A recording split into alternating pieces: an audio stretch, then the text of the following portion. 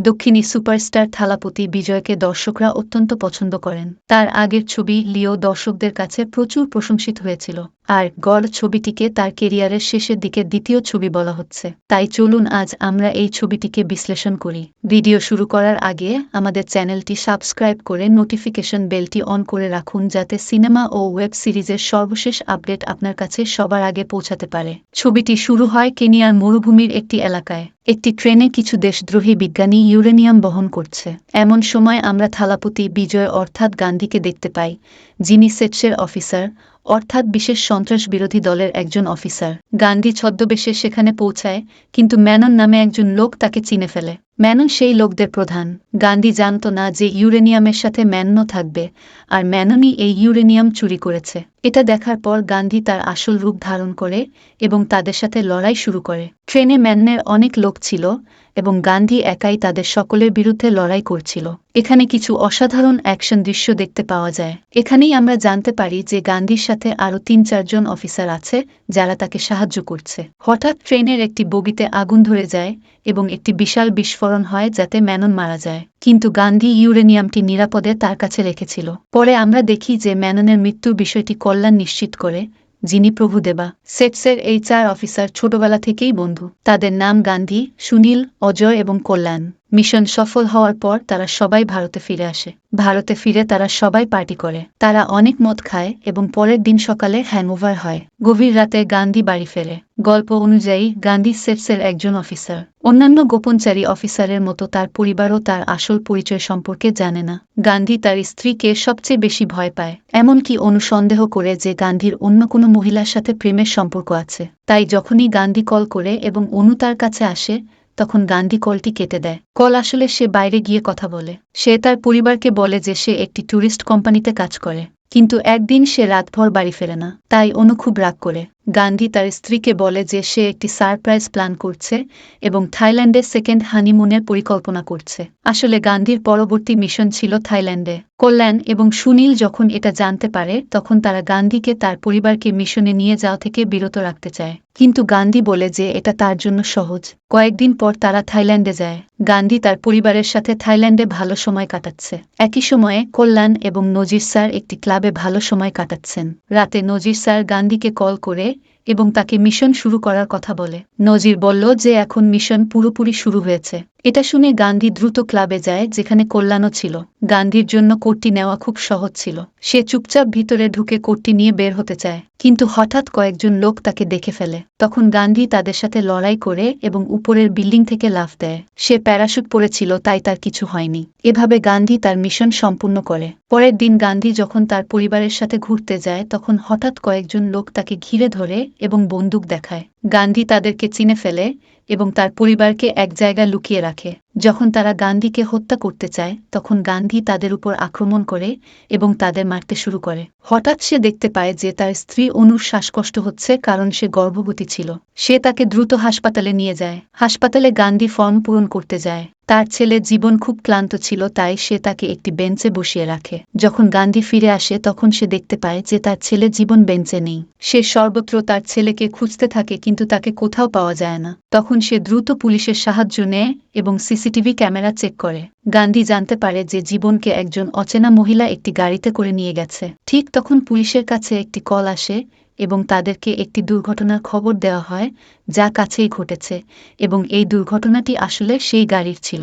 গান্ধী যখন সেখানে পৌঁছায়, তখন সে দুজনের লাশ দেখতে পায় যারা সম্পূর্ণ পুড়ে গিয়েছিল। তার মধ্যে একটি লাশ 5 বছরের এক বাচ্চার। তার হাতে একটি ট্যাটু ছিল। এটি দেখে গান্ধী বুঝতে পারে যে লাশগুলোর মধ্যে একটি জীবনের। এটা দেখে গান্ধী অনেক কাঁদে। সে বুঝতে পারছিল না এবার কি করবে। সে তার স্ত্রীকে কিভাবে বলবে। হাসপাতালে অনু একটি মেয়েকে জন্ম দেয়। যখন গান্ধী অনুর কাছে যায় এবং জীবনের কথা বলে, তখন সেও সম্পূর্ণ হতবাক হয়ে যায়। এক মুহূর্তে গান্ধী এবং তার পুরো পরিবারের জীবন পাল্টে যায়। এরপর গল্প 16 বছর এগিয়ে যায়। এই 16 বছরে অনেক কিছু বদলে গেছে। গান্ধী সেটসের জন্য আর কাজ করে না। এই 16 বছরে তার স্ত্রী অনু তার সাথে কোনো কথা বলে না। তারা দুজনে আলাদা ঘরে থাকে এবং তাদের কথা বলার মাধ্যম তাদের মেয়ে জিবি। এখন গান্ধী এয়ারপোর্টে পাসপোর্ট চেক করার কাজ করে। একদিন তার বস নজির স্যার তার কাছে আসে এবং তাকে বলে যে মালয়েশিয়ার ভারতীয় দূতাবাসে খুব বড় ঝুঁকি রয়েছে। রাশিয়ানরা ভারতীয় দূতাবাসে আক্রমণ করার পরিকল্পনা করছে, তাই তারা গান্ধীকে সেখানে পাঠাতে চায়। কিন্তু গান্ধী যেতে রাজি হয় না, তবে শেষ পর্যন্ত সে রাজি হয় এবং দ্রুত মালয়েশিয়া চলে যায়। সেখানে পৌঁছে গান্ধী দেখতে পায় যে রাশিয়ানরা প্রতিবাদ করছে। গান্ধী মালয়েশিয়ার ভারতীয় দূতাবাসে পৌঁছে যায়। হঠাৎ একটি দল তাদের উপর আক্রমণ করে। এই দলের সবাই মাস্ক পরেছিল এবং তারা ভারতীয় দূতাবাসে ঢুকে উৎপাত চালাচ্ছিল এবং সবাইকে মারছিল। গান্ধী তাদের সাথে লড়াই করে এবং সেখানে সে একজন ছেলের সাথেও লড়াই করে যার হাত পা ঠিক তার মতোই চলে। গান্ধী যখন তার মাস্ক খুলে ফেলে তখন সে বুঝতে পারে যে এটা তারই ডুপ্লিকেট। তার মনে হয় যে এটা তার ছেলে। তখন সেই ডুপ্লিকেট ছেলে সেখান থেকে পালিয়ে যায়। পরের দিন গান্ধী যখন কোনো কাজে বের হচ্ছিল তখন তার চোখ সেই ছেলেটির উপর পড়ে। তখন গান্ধী তাড়াতাড়ি তার সাথে দেখা করতে যায়। সেই ছেলে গান্ধীকে বলে যে সে তার ছেলে। গান্ধীও বুঝতে পারে যে এটা তার ছেলে জীবন। তখন গান্ধী প্রচণ্ড কাঁদতে থাকে। সে জিজ্ঞেস করে যে এতদিন তুই আমাদের কাছে কেন আসনি? জীবন বলে যে সে কিছু মনে করতে পারছিল না। তখন গান্ধী তাকে তার বাড়িতে নিয়ে যেতে চায়, কিন্তু জীবন বলে যে সে ফজল গ্যাংয়ের জন্য কাজ করে। যদি সে সেখান থেকে বের হওয়ার চেষ্টা করে তাহলে তারা তাকে ছাড়বে না। যেখানেই যাবে তারা তার পিছু ছাড়বে না। কিন্তু গান্ধী তাকে বলে যে তার বাবা কোনো সাধারণ মানুষ নয়। যখন তারা দুজনে কথা বলছিল তখন হঠাৎ একজন লোক তাদের উপর গুলি চালায়। তারা দ্রুত সেখান থেকে পালিয়ে যায় এবং অনেকেই তাদের পিছু করে। কিন্তু গান্ধী তার ছেলে জীবনকে নিরাপদে ভারতে নিয়ে আসে। সবার আগে গান্ধী তার ছেলে জীবনকে তার স্ত্রী অনুর সাথে পরিচয় করিয়ে দেয়। অনু তাকে দেখে অনেক কাঁদে এবং গান্ধী ও অনুর মধ্যকার দূরত্ব এখন সম্পূর্ণভাবে শেষ হয়ে যায়।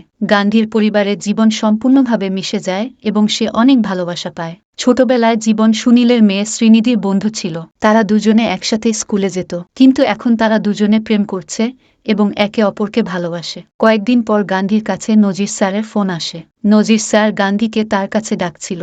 আসলে নজির স্যার কিছু গুরুত্বপূর্ণ বিষয় জানতে পেরেছিল, তাই সে তা গান্ধীকে বলতে চাইছিল। সে এয়ারপোর্টে যায় এবং সেখানে সে গান্ধীকে ডাকেছিল, কিন্তু হঠাৎ একজন হেলমেট পরা বাইকার সেখানে আসে। সে নজির স্যারের গাড়ির পিছু করতে শুরু করে এবং নজির স্যারের গাড়িতে একটি বোমা ফেলে। একটি বিশাল বিস্ফোরণ হয়, কিন্তু নজির স্যার বাঁচে যায়। কিন্তু সে এখনও তার পিছু করছিল। নজির স্যার মেট্রোতে চলে যায় এবং সেই লোকটিও সেই মেট্রোতে যায়। কিন্তু তখন আমরা দেখি যে গান্ধীও সেখানে পৌঁছে গেছে। তখন নজির স্যারকে বাঁচাতে সে হেলমেট পরা লোকটির সাথে লড়াই করে। সেই লোকটি কে ছিল তা জানা যায়নি, কারণ সে হেলমেট পরেছিল। কিন্তু সে নজির স্যারকে হত্যা করে এবং গান্ধীর হাত থেকে পালিয়ে যায়। পরে জানা যায় যে সেই হেলমেট পরা লোকটি অন্য কেউ নয়, গান্ধীর ছেলে জীবন। জীবন সেখান থেকে পালিয়ে যাওয়ার পর তার বাবার কাছে ফোন করে। তার বাবা অন্য কেউ নয়, মেনন। আসলে জীবন এত কিছু কেন করছে তা জানতে ফ্ল্যাশব্যাক দেখানো হয়। ফিল্মের শুরুতে কেনিয়ার মিশনে যখন মেননকে ধরা হয়েছিল তখন আমরা জানতে পেরেছিলাম যে তার পুরো পরিবারও সেখানে উপস্থিত ছিল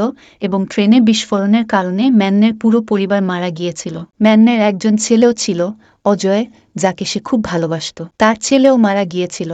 তখন থেকেই মেনন ঠিক করেছিল যে সে গান্ধীর কাছ থেকে প্রতিশোধ নেবে। যেভাবে তার পরিবার ধ্বংস হয়েছিল ঠিক সেভাবেই সে তার পুরো পরিবারকে ধ্বংস করে দিয়েছিল। তারপর মেনন গান্ধীকে অনুসরণ করতে শুরু করে। যখন সে তার পরিবারের সাথে থাইল্যান্ডে গিয়েছিল তখনও মেনন তাকে অনুসরণ করে। হাসপাতালে গান্ধীর ছেলে জীবনকে সেই অপহরণ করেছিল এবং সেই দুর্ঘটনায় বলা হয়েছিল যে তার ছেলে মারা গিয়েছে, কিন্তু আসলে সে মারা যায়নি। মেনন সবকিছু পরিকল্পনা করেছিল। সে তার ছেলের জায়গায় একই রকম দেখতে আরেকটি বাচ্চাকে রেখেছিল এবং যেহেতু শরীরটি পুরোপুরি পুড়ে গিয়েছিল তাই জীবনের শরীর শনাক্ত করা যায়নি। তাই মেনন জীবনকে এমন এক জায়গায় রেখেছিল যেখানে বাচ্চাদের খুব নির্যাতন করা হতো। তার মনে এমন এক স্মৃতি সঞ্চয় করা হয়েছিল যে সেখানে সে খুব নির্যাতিত হয়েছিল।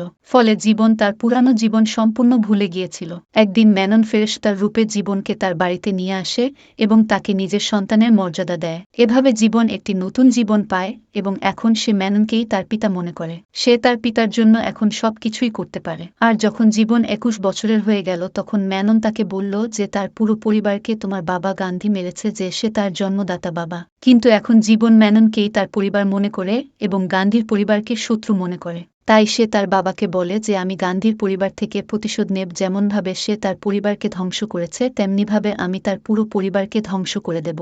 জীবন তার জন্মদাতা বাবা গান্ধীর মতো খুব বুদ্ধিমান ছিল, তাই সে একা একা অনেক পরিকল্পনা করেছিল। আর যখন জানতে পেল যে গান্ধী মালয়েশিয়া আসছে তখন জীবন সেখানে পৌঁছে গেল এবং সেখানে সে পরিকল্পনা অনুযায়ী মাস্ক খুলে ফেলল এবং বলা হলো যে এটি তার ছেলে। বেশি দেরি না করে গান্ধীও তার ছেলে জীবনকে গ্রহণ করে নিয়েছিল এবং গান্ধীর পুরো পরিবারও তাকে গ্রহণ করে নিয়েছিল। এবার গল্প বর্তমানে চলে আসে। গান্ধী জানতে পারে যে নাজির স্যারের মোবাইল ফোন সেই মেট্রো স্টেশনে পড়ে গিয়েছিল এবং এখন সেটা কোনো চোরের কাছে, এবং সেই মোবাইলে অনেক গুরুত্বপূর্ণ তথ্য রয়েছে এবং নাজির স্যার যা বলতে চাইছিলেন সে সব কিছু সেই মোবাইলে পাওয়া যাবে। ঠিক তখন জীবন এই সব কথা শুনে ফেলে এবং এই সব লোক চোরের কাছে পৌঁছানোর আগেই জীবন চোরের কাছে পৌঁছে যায় এবং সেখান থেকে মোবাইলটি নিয়ে নেয়। কিন্তু এখনও এই সব লোক চোরের পিছনে ছিল, কারণ তাদের মনে হচ্ছিল যে হয়তো এই মোবাইল ফোন এখনও তাদের হাতে আসতে পারে। কিন্তু ঠিক তখন সেটসের একজন অফিসার অজয় জীবনের সাথে ঝগড়া করতে শুরু করে। এই ঝগড়ার সময় জীবন অজয়কে হত্যা করে এবং সেখান থেকে দ্রুত পালিয়ে যায়। এই সব কিছু দেখে গান্ধী মনে করতে শুরু করে যে এই সবের পিছনে কোনো ঘনিষ্ঠের হাত রয়েছে। যখন থেকে জীবন মালয়েশিয়া থেকে ফিরেছে তখন থেকেই এই সব ঘটনা ঘটছে। সে মনে করে যে হয়তো এই সবের পিছনে ফয়জল গ্যাংয়ের হাত রয়েছে, কারণ সে বলেছিল যে ওরা তাকে ছাড়বে না। কয়েকদিন পরে আমরা দেখি যে একটি সিপিআরডে 10 জন লোককে ধরা হয়েছে যারা মালয়েশিয়ার এবং ফয়জল গ্যাংয়ের সাথে যুক্ত। ঠিক তখন জীবন জানতে পায় যে ধরা পড়া 10 জনের মধ্যে একজন ম্যানন, কারণ সে তার বাবা। এই কথা শুনে সে এখন যে কোনোভাবে সেই 10 জন লোককে ছাড়িয়ে নিতে চায়, কারণ গান্ধী ম্যাননকে খুব ভালোভাবে চিনে। তখন জীবনের মনে একটা আইডিয়া আসে এবং সে তার গার্লফ্রেন্ড শ্রীনিধিকে তার সাথে নিয়ে যায়। সে তার গার্লফ্রেন্ড তো বটেই, শ্রীনিধি সুনীলের মেয়েও। সুনীল সেটসের একজন অফিসার অজয়ের সামনে জীবন তার আসল রূপ ধারণ করে এবং সুনীলের কাছে একটি ভিডিও নিয়ে যায় এবং বলে যে সেই 10 জন লোককে ছেড়ে দাও, না হলে সে শ্রীনিধিকে মেরে ফেলব। এখানে গান্ধী সুনীলকে বোঝানোর চেষ্টা করে যে এসব কিছু একটা চাল, তোমাকে একজন এজেন্টের মতো চিন্তা করা উচিত। কিন্তু কথা সুনীলের মেয়ের, তাই তারা সেই 10 জন লোককে ছেড়ে দেয় এবং পরে তারা শ্রীনিধির লোকেশন জানিয়ে দেয় যা একটি পার্কে ছিল। তারা তাড়াতাড়ি সেখানে পৌঁছে যায় এবং শ্রীনিধিকে খুঁজতে শুরু করে, কিন্তু অনেকক্ষণ পরেও শ্রীনিধিকে পাওয়া যায় না। কিন্তু ঠিক তখন কল্যাণ শ্রীনিধিকে পায় এবং তাড়াতাড়ি শ্রীনিধির কাছে যায়। যখন কল্যাণ শ্রীনিধির কাছে পৌঁছে তখন শ্রীনিধি পুরোপুরি মরে যায়নি, কিন্তু কল্যাণ শ্রীনিধিকে পুরোপুরি মেরে ফেলে এবং এখানে আমরা জানতে পারি যে কল্যাণ ম্যাননের লোক। সে শুরু থেকেই ম্যাননের সাথে মিলেছিল। যত সব পরিকল্পনা হতো তারা সব আগে থেকেই জানত। ম্যানন এখানে কল্যাণকে অনেক টাকা দেয় এবং কল্যাণ তাদের সব তথ্য দেয়। যখন শ্রীনিধি মারা যায় তখন সবাই খুব দুঃখ পায়, কারণ গান্ধীও তাকে মেয়ের মতো মনে করত। এখন যে চোর নাজির স্যারের ফোনটি যে লোকের কাছ থেকে চুরি করেছিল সেই লোকটি সেই চোরের কাছে চলে আসে। সে তাড়াতাড়ি গান্ধীকে ডাকে এবং এখানে জানা যায় যে সেই লোকটি জীবনের সাথে দেখা করছিল। এটা দেখে গান্ধীর চোখ কপালে উঠে যায় এবং সে বুঝতে পারে যে তার ছেলেই গোয়েন্দা। এখানে তাকে তাড়াতাড়ি গ্রেফতার করা হয়। জীবন বলে যে তোমরা আমার কিছু করতে পারবে না। এমনকি সে গান্ধীর উপরই দোষ চাপাতে শুরু করে যে ইনাদের কথায় আমি সব করেছি। ঠিক তখন গান্ধীর ফোনে একটি কল আসে এবং তাকে বলা হয় যে তার স্ত্রী অনুকে কয়েকজন লোক অপহরণ করেছে এবং এসব কাজ ম্যানের লোকেরা করেছে। অনুকে তারা ছেড়ে দিবে, বিনিময়ে গান্ধীকে জীবনকে ছেড়ে দিতে হবে। তাই অনিচ্ছা সত্ত্বেও গান্ধীকে জীবনকে ছেড়ে দিতে হয়। তারপর আমরা দেখি যে তারা অনুকে একটি গোপন জায়গায় রেখেছিল এবং একই জায়গায় তারা গান্ধীকেও বেঁধে রেখেছিল। ঠিক তখন গান্ধীর সামনে ম্যানন আসে এবং ম্যানন তাকে সবকিছু বলতে শুরু করে যে তারা একটি খুব বড় পরিকল্পনা করছে এবং আজ আইপিএলে মুম্বাই চেন্নাই ম্যাচ হবে চেপক স্টেডিয়ামে। সেখানে তারা একটি বিশাল বিস্ফোরণ ঘটাতে চায়। অন্যদিকে আমরা দেখি যে জীবন সব পরিকল্পনা করে ফেলেছে। আজকের ম্যাচে তারা পুরো স্টেডিয়াম উড়িয়ে দিতে চায়। যে বোমা সেটাও স্টেডিয়ামের ভেতরে পৌঁছে গিয়েছে এবং তারা সেই বোমাটি সেট করে টাইমারও সেট করে দিয়েছে। ঠিক তখন গান্ধী ম্যাননকে থামায় এবং তাকে বলে যে সে অনেক আগেই জানতে পেরেছিল যে এই সবের পিছনে তুই। সে এটাও জানে যে তুমি কোথাও বোমা রাখতে চাও, কিন্তু সে জানত না যে তুমি কোনো জায়গায় বোমা বিস্ফোরণ ঘটাতে চাও। শেষ পর্যন্ত তুমি নিজেই বলেছিলে যে তুমি চেপকে বোমা বিস্ফোরণ চাও। তখন অনেক এজেন্ট আসে এবং তারা তাদের সবাইকে মেরে ফেলে এবং গান্ধী ম্যাননকে তার সাথে স্টেডিয়ামে নিয়ে যায়। অন্যদিকে কল্যাণের সাথে সুনীলের মুখোমুখি হয়। এখানে আসলে সবাই জানতে পেরেছিল যে কল্যাণ একজন বিশ্বাসঘাতক এবং সেই শ্রীনিধিকেও মেরেছিল। তখন সুনীল কল্যাণের সাথে মারামারি শুরু করে এবং তাকে নির্মমভাবে মেরে ফেলে। এখানে স্টেডিয়ামে জীবন তার সব পরিকল্পনা করছিল, কিন্তু ঠিক তখন গান্ধী ম্যাননকে তার কাছে নিয়ে আসে। ম্যানন গান পয়েন্টে ছিল, তাই এটা দেখে জীবন হতবাক হয়ে যায় এবং তার বাবাকে ছেড়ে দিতে বলে। ম্যানন এখানে জীবনকে বলে যে আমার চিন্তা করো না, আমাদের লক্ষ্য পূরণ করতে হবে এবং পুরো স্টেডিয়ামকে ধ্বংস করতে হবে। এটা দেখে সে ডেটোনেটর খুঁজতে শুরু করে, কিন্তু ঠিক তখন আমরা দেখি যে গান্ধীর ভাই ডেটোনেটর নিয়ে সেখান থেকে পালিয়ে যাচ্ছে। যাচ্ছে। তার পিছনে কয়েকজন লোকও ছিল এবং এই স্টেডিয়ামেই গান্ধীর মেয়ে জীবিকাও ছিল। তাই গান্ধীর ভাই সেই ডেটোনেটর জীবিকাকে দেয়। এখন সবাই জীবিকার পিছনে পড়ে। জীবনও জানে যে ডেটোনেটর জীবিকার কাছে এবং সে তার খুব কাছে। তারা স্টেডিয়ামের ছাদে পৌঁছে যায়। সেখানে পৌঁছে যাওয়ার পর যখন সে জীবিকা থেকে রিমোট নিয়ে তাকে মারতে যাচ্ছিল, ঠিক তখন গান্ধী সেখানে পৌঁছে যায় এবং অনেক লড়াইয়ের পর সে নির্মমভাবে তার কপালে গুলি করে। পোস্ট ক্রেডিট সিনে জানা যায় যে আসলে জীবন যে মারা গিয়েছে সে আসল নয়, আসলে সে একটি ক্লোন এবং এসব কিছু ম্যানন পরিকল্পনা করেছিল এবং সে জীবনের ডিএনএ থেকে অনেক ক্লোন তৈরি করেছিল। আর এইভাবেই সিনেমা শেষ হয়। তো বন্ধুরা, আশা করি ভিডিওটি তোমাদের ভালো লেগেছে। ভিডিও যদি ভালো লেগে থাকে তাহলে ভিডিওটি লাইক করে চ্যানেলটি সাবস্ক্রাইব করে নোটিফিকেশন বেলটি অন করে দাও, যাতে সিনেমা এবং ওয়েব সিরিজের সর্বশেষ এক্সপ্লেনেশন সবার আগে তোমাদের কাছে পৌঁছে যায়। মিলবো আরেকটি অসাধারণ ভিডিও নিয়ে। ততক্ষণের জন্য আমাদের এই চ্যানেলের সাথে থাকো। ধন্যবাদ।